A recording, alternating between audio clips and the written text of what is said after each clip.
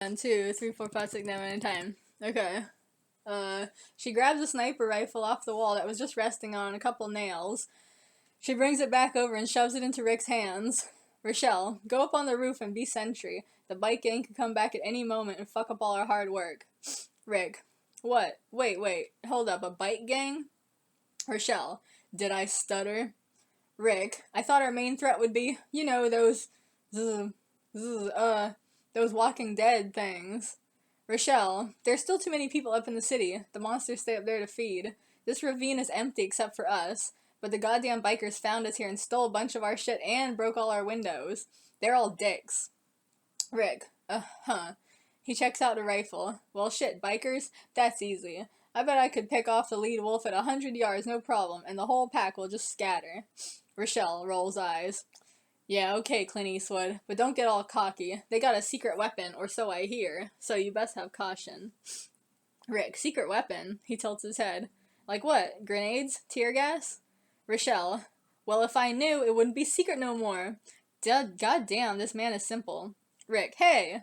Rochelle, but you can ask Glenn. He was sentry last time. She nods towards Glenn, who's repairing a hole in the wall or something. It doesn't really matter what he's doing, he just has to look busy, like in school. Rick cautiously goes up to him. Rick, hey, how you doing? What's your name again? Glenn stops working and looks up. Glenn Reed Park. So what's up, newbie? That's an inside joke, because here in San Francisco, Glen Park is like a park and a neighborhood that's around the park. So my dad and sister, they used to call him Glen Park instead of Glenry, and then they would just call him, I don't know, somehow it morphed, how names morph and shit like that. So then they would call that area just like Ree and stuff like that. So anyways, I don't know. Rick. Oh, nothing, they put me on lookout duty, so what's the deal? What's the deal with the bikers? Glenn flinches suddenly. He drops his tools accidentally on the ground. That was a hard flinch. Rick, confused. Did I say something bad? Yeah, you triggered him. I love that word now. I fucking use it so much. Glenn hugs himself. I don't want to talk about the bikers.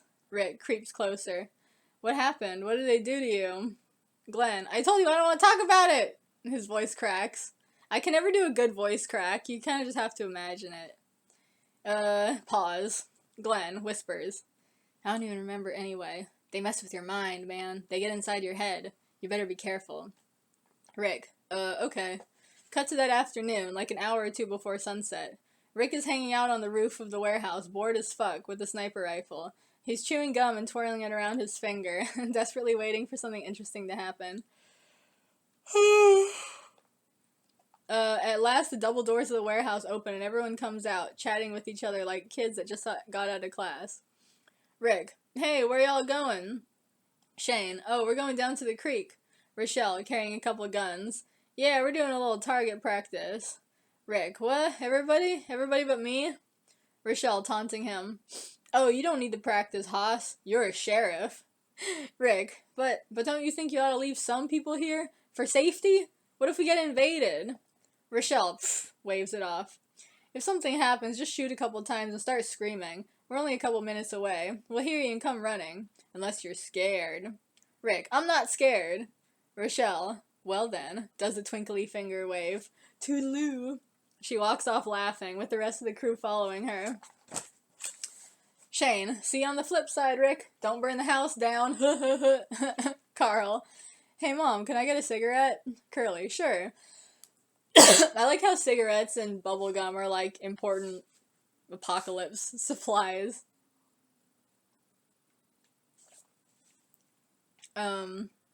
Rick watches them all leave. Hershey's is slapping his sons playfully on the asses. Glenn is humming the tune to What Does the Fox Say? That dates it. Stuff like that. 20 minutes later, Rick is sitting by the edge of the roof, hanging his arm off the side and being super bored. Rick singing lazily. 3 cheers for the red, white, and blue. This is bullshit. I ain't seen not one single movement. Not a squirrel to shoot. Not even a damn bird. She's pulling my fucking leg. There ain't no bikers. She just wanted an excuse to leave my ass behind. It's all fake.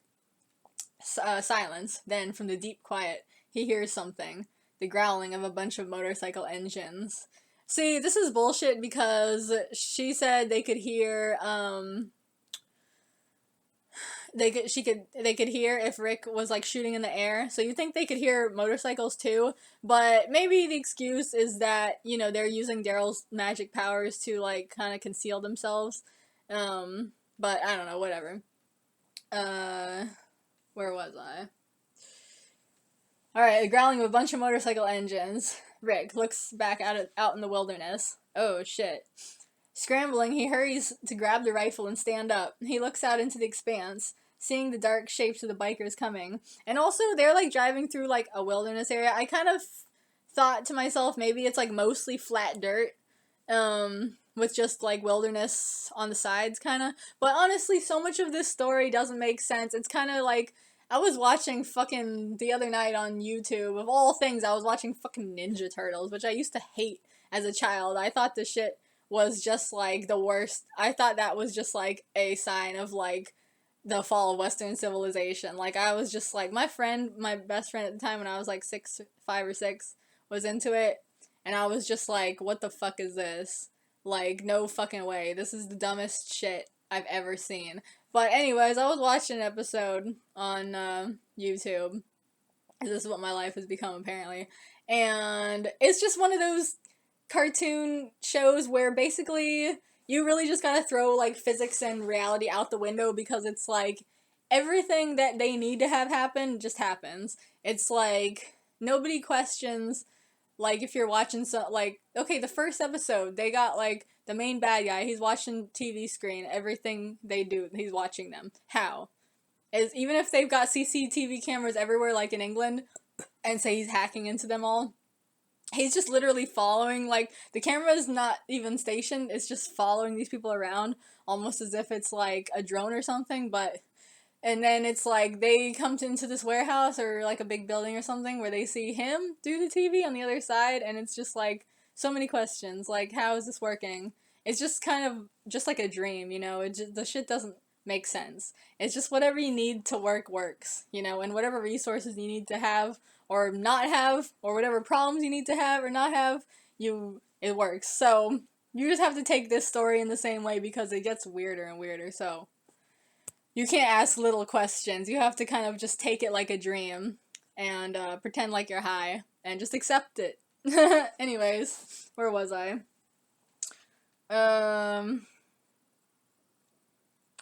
Okay, where was I? Oh shit, he's scrambling. He hurries to grab the rifle and stand up. He looks out into the expanse, seeing the dark shapes of the bikers coming. He peers through the sniper spyglass, trying to get a good aim, and his gaze falls on an unexpected sight.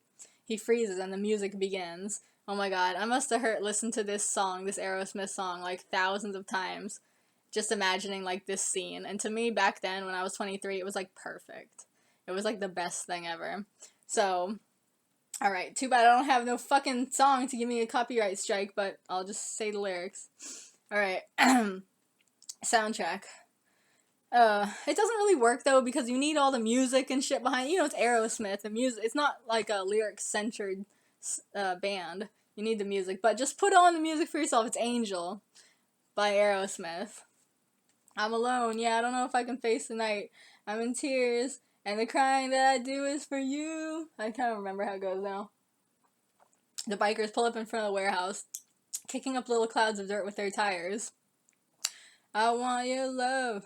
Let's break the walls between us. Rick drops the rifle carelessly and goes racing down from the rooftop.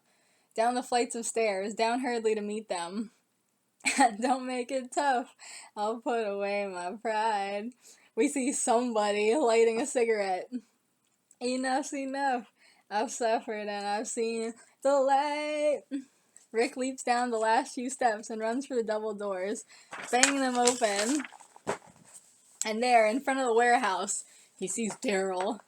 You don't know how sick I got of seeing Daryl's fucking face everywhere. God, talk about Miss America. Soundtrack. Baby, you're my angel. come and save me tonight. You're my angel. Come and make it alright. Rick is speechless and he just stares. Daryl is leaning on his bike, smoking a cigarette like he doesn't give a fuck, and he is buck ass naked. Well, except he has boots on, but that's it. Yeah, you can picture him to be as sexy or as disgusting as you want. Your choice. Either way, he has those big angel wings tattooed down his back, like the kids are doing these days. I feel like that's not as popular anymore, but hey, whoever did it back then still has them now, probably. I don't think everybody got them removed, so, you know. Daryl stares back at Rick. He tosses the cigarette aside and gets down off the bike, coming over to him. Rick is totally frozen. Oh, and I forgot to say, the reason why he is naked is not just to make fun of the fact that so many people thought he was like a fucking sex god or whatever. It is to make fun of that, but the other reason why Daryl is naked is because if you watch the movie Vanishing Point, there's a female biker who rides around naked on her motorcycle. I can't even imagine the road rash that would occur. Actually, I can't imagine. That's why I wouldn't do it. I wouldn't do it if I was her. But, you know, she rides around naked in the middle of the desert, you know, just living her best hippie life and shit. And she didn't even have boots. But the thing is, somebody, probably my mom, was like, oh, you're not gonna wear boots on a hot motorcycle? You're gonna burn your ankle on the pipes, you know? Because it's like hot, you know, when you start the engine. So I gave him some boots so he wouldn't burn his ankles, okay? So there's the full story right there. Okay, where was I? Daryl stares back at Rick. He tosses the cigarette aside and gets down off the bike, coming over to him. Rick is totally frozen. Daryl just goes right past him and into the warehouse. A second later, he comes back out with a bunch of their supplies and shit in bags. He tosses the bags to his fellow bikers, the bike gang from the original Dawn of the Dead. At the center is the lead wolf, Blade, our favorite, what's his face? Tom Savini. I love Tom Savini. Standing all cocky and proud, he beckons with one finger to Daryl like, come hither. Daryl smiles back all flirtatiously. With one last look at Rick, he takes a running leap and leaps into Blade's arms. They make out all intensely, first and second base all over. And at last, when they're all done with their little fun and games, they get back on their bikes and ride off, into the horizon, once again to the sounds of Angel by Aerosmith. Cut to Rick passed out and leaned up against the front doors of the warehouse. Rick, mumbling in his sleep. Silky, silky. That's from Outlast, I think. There was one of the prisoners was saying silky, silky. Someone throws a bucket of ice water on him and he jolts awake, gasping. Rick, Mother God. He looks up to see the whole crew around him, glaring as mad as fuck. Tyrone, you stupid ass N-word. I didn't write out the N-word. It says, this is what it says, okay? N, $, asterisk, $, at symbol, ... So that's what he said. Rusty, yeah, nice going. Not. Tyree, so not cool. Luba, Idik Chortu is Menik. I know Idik Chortu is like, go to hell. Is Menik? I don't know what that means. Is that like idiot, I think? Something like that. Shane, come on, man, what the hell happened? Rick, ugh, he shivers. Yeah, you tell me. What the hell did happen? And why are you all up in my fucking space? Rochelle steps to the front of the group. Rochelle, I'll tell you what happened. You got, motherfucker. I told you to be careful. Rick, got? By what? Rochelle, by the Gorgon. One look and dumbass men like you turn to fucking stone. Glenn secretly looks down, ashamed. Rick, hold up. Gore what? Rochelle, damn, didn't you ever go to school? The Gorgon, that's what the Medusa is. Rick, look of disbelief. Medusa ain't real.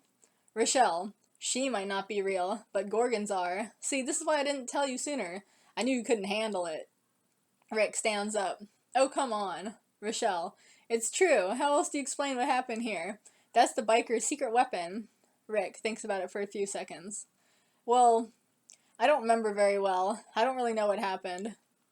Rochelle, that's the power of the Gorgon. See, it turned your brain to stone, too. See, I think maybe because of these magical powers, the bikers can kind of behave in a dreamlike way. You know, they can take their bikes off-road, and I mean, not that bikes can't go off-road, especially during the apocalypse. They probably get some good off-roading bikes, but, you know, they can just do improbable things, you know, it's kind of what I'm thinking. Okay, where was I? That's the power of the Gorgon. See, it turned your brain to stone, too. Rick, he rolls his eyes. Rochelle, man, don't you be giving me that attitude. Anyway, don't matter if you believe me or not. You got bigger fish to fry. Rick, and that would be? Rochelle, you have to go over there and get our supplies back from the bikers. Dun dun dun! Everyone gasps. Barbara, no, he'll be killed. Rochelle, he better not. Anyway, I'm sending a whole crew in. I'm sick of these goddamn bikers pushing us around. Judd, well, it was only twice. Rochelle, that's twice too many. We gotta show them who's really the boss. And it's us. Murmurs of uncertainty from all the survivors. Rochelle, come on, what's wrong with all you? Do you really want to live in fear of the bikers for the rest of your unnatural post-apocalyptic lives? These guys, they're nothing but big bullies in leather. Don't you know what we do with bullies? Blank stares all around. No one wants to speak first, but then Tyree steps up. Tyree, you pound 'em, makes the fist-pounding motion. Hershey's, yeah, drink 'em under the table. Rochelle, that's more like it. You don't take their shit laying down. You call child services and say their parents abuse them so they get sent to another school. You put Ajax in their food, and then when they're puking in the bathroom, you shove their head in the toilet and swirly the fuck out of them. I wish I had done shit like that to my bullies. But unfortunately, I'm not a cartoon character, so I probably would have gotten huge ass trouble. Everyone except Rick. Yeah!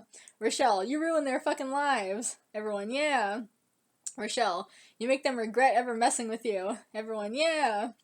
Tyrone, pop a cap in that ass. Rochelle, now you're getting it. Rick crosses his arms to Rochelle. Then why don't you go, huh? Rochelle, I can't, matter-of-factly. I have to stay here and overwatch everything. It would chip into my authority. Rick mutters sarcastically. Wow, what a disaster that would be. Rochelle, alright, enough chit-chatting. You guys gotta get going. Those bikers are probably eating our canned fish and drinking our Shasta at this very moment. Rick, here's your team.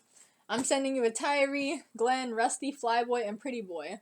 All of them are strong. Don't fail. Well, if you fail, you'll probably die. Rick whines and makes complaining sounds. Rochelle, in a perky voice. Don't forget to pack plenty of ammo. Cut to the squad. First letter capitalized. Our menage a trois, creeping through the underbrush of the ravine.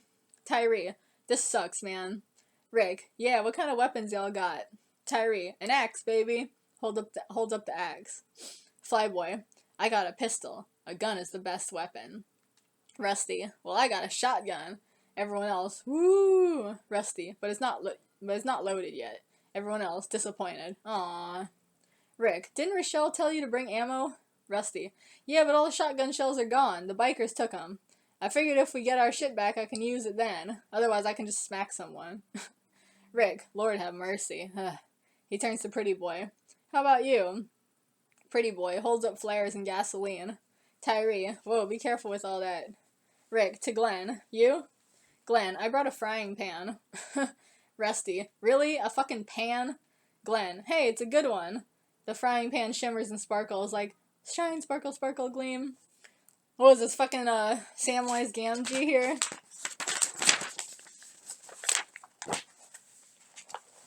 Rusty, we gonna need some serious prayers with our second-rate asses.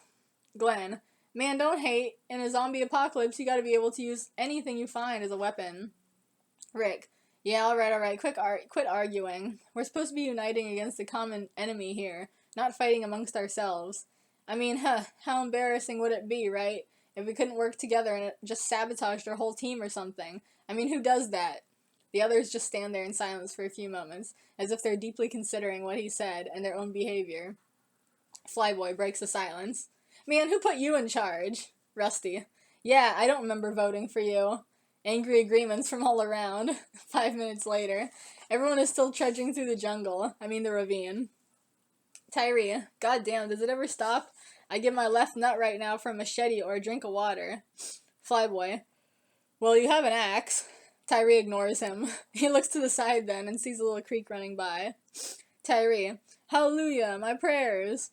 He runs to the creek and kneels down beside it to drink. Everyone else quickly throws down their weapons too and comes over to join him. Rick, hey, what are you doing? He runs over and tries to pull them away from the stream, but they all just wave him off. Flyboy, get a life, 5-0. I don't know why 5-0 means police, but okay. Oh shit, it's 20 minutes.